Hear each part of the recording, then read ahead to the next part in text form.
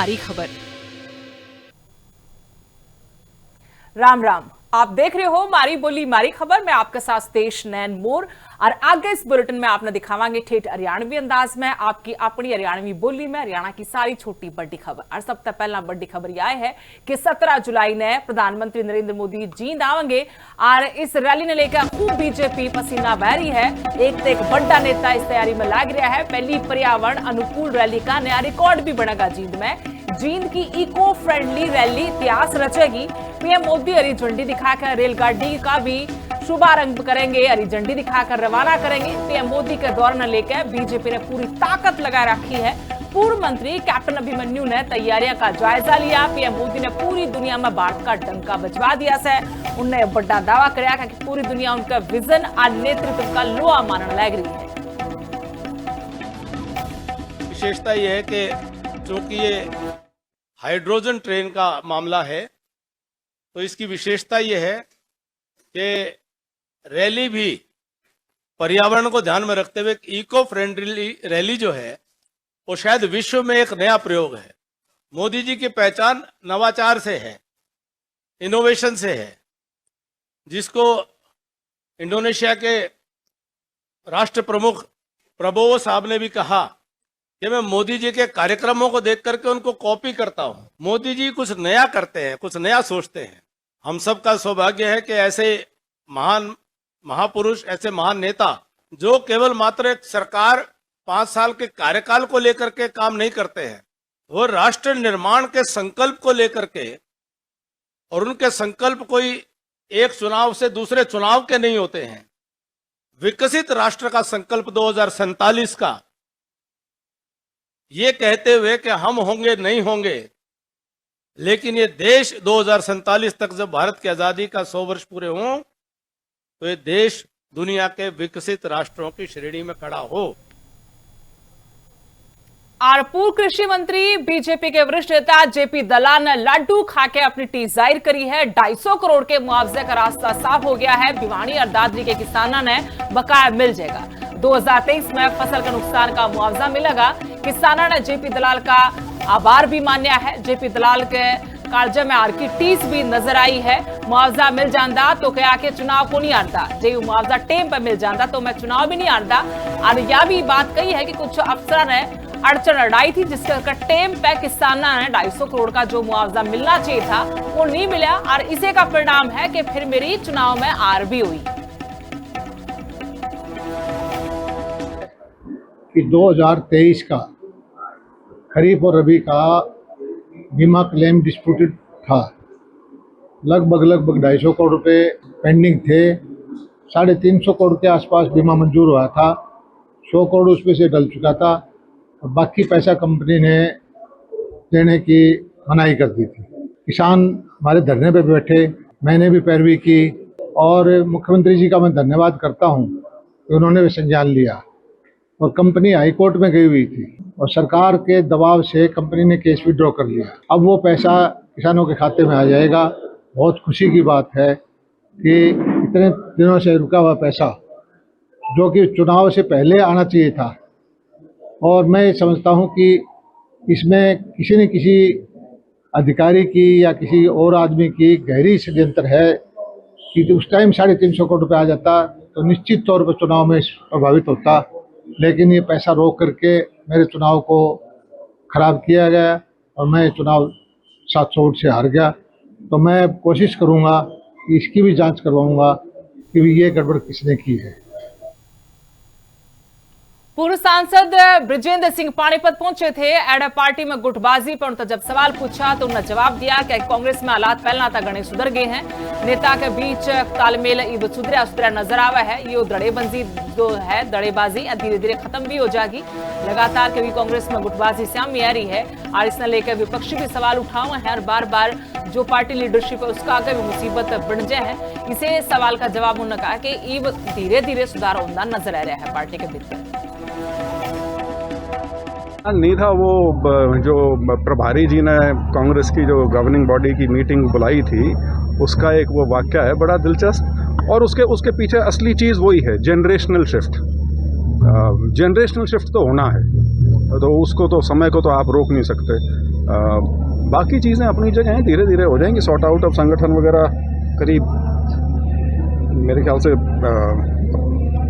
अब तो प्रदेश का संगठन बचा है, बाकी तो करीब करीब सारा बन ही गया, जिलों का भी और ब्लॉक स्तर का भी। तो ये धड़ेबाजी आपको धीरे धीरे कम होती नजर।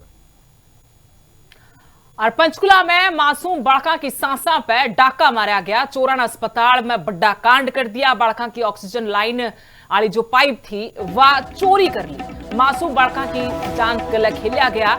सारी करतूत सीसीटीवी में भी कैद हुई है। चोरी पाछे अस्पताल में हड़कम मच गया क्योंकि इसे पाइपलाइन में चोरी हुई, जिससे बालका तई छोटे बालक जो मरीज हैं उन तई ऑक्सीजन पहुंचाई जा रहा है। सीसीटीवी देखकर चोरा की बाट में टो में लग रही है पुलिस, ताकि इन तक तोड़ा पहुंचा जाए, इन्हें गिरफ्तार करा जाए। और भिवानी की जिला पार्षद राहुल मुंडाल ने बड़ा बयान दिया है। वायरल ऑडियो पे सफाई दी गई है कि ऑडियो एडिट करके मेरी छवि खराब करने की कोशिश करी गई। राजनीति के चक्कर में यह साजिश रची गई है।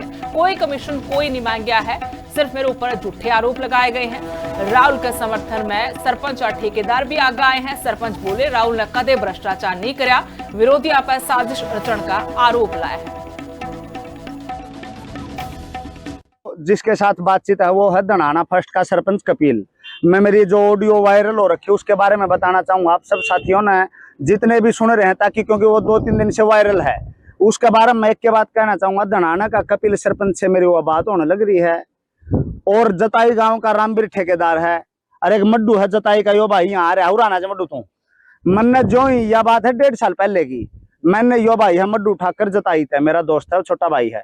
मैंने रामबीर की कही थी भाई रामबीर इसका 30% हिस्सा कर ले तेरी फैक्ट्री में। वो फैक्ट्री लगा रहा है ब्लॉक ईंटा की ठेकेदारी कर पंचायती राज की।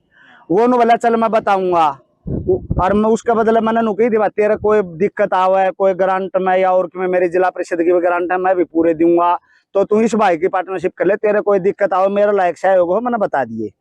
फिर मेरे पास कपिल सरपंच का फोन आता जो कि वो ऑडियो वायरल हो रही हो। वो कपिल नु कहा भाई, जो कि वो सब ने सुनी भी है, कि वो तो नुका है 25% कर लूंगा, इस तरह की बातें। मतलब वो थी पार्टनरशिप की बात, ना कि कमीशन की। खबर रादौर है जड़े एक बड़ी खुशखबरी के नया सरकारी अस्पताल मिल गया। अस्पताल बनाने खातर 36 करोड़ तक भी गणे रुपये मंजूर हुए हैं। कति आधुनिक सुविधाओं तक लैस यो अस्पताल बनेगा। हजारों बीमार मानसा ने ईब अपने दौरे इलाज भी मिल जाएगा। फिजिशियन गेल्या और भी कई डॉक्टर इसमें बैठेंगे ताकि लोगों ने वक्त पर और बढ़िया तरीका का इलाज मिल जाए। टेंडर का काम आखिरी टेम में पहुंच लिया है, जटता काम शुरू हो जाएगा। अस्पताल बनाने का काम बीमार मानसा का टेम और पिस्या दोनों की बचत करेगा।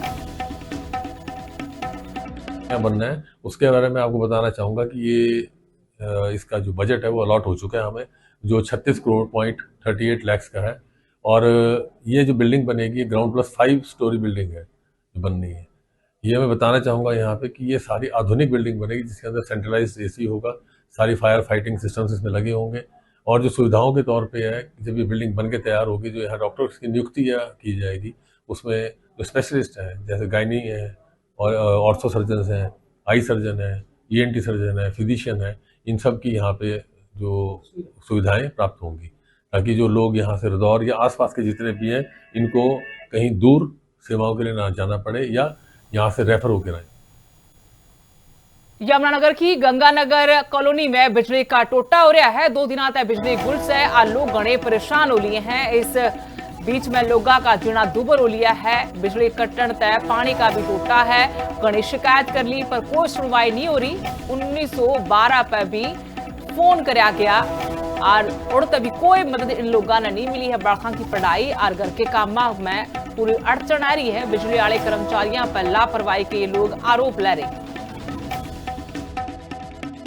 समस्या सबसे बड़ी तो लाइट की है सर। एक तो 2 दिन से लाइट नहीं आ रही है, दूसरा मतलब लाइट नहीं आएगी तो पानी कहाँ से आएगा और बच्चे स्कूल कहाँ से जाएंगे। और दूसरी समस्या सर यहाँ पे रोड नहीं ढंग के है, बच्चे स्कूल नहीं जा पा रहे हैं। सर हमने GIO को भी फ़ोन किया, 1912 पे फ़ोन किया लाइट के लिए, तो GIO ने फ़ोन नहीं उठाया। नहीं सर, GIO ने फ़ोन नहीं उठाया है।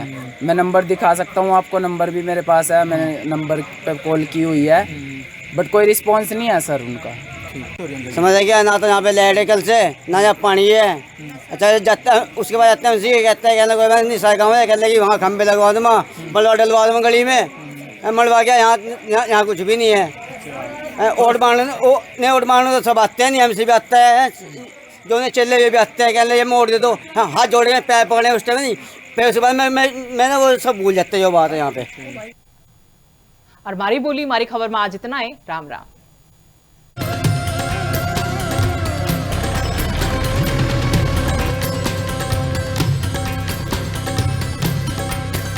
मारी बोली मारी खबर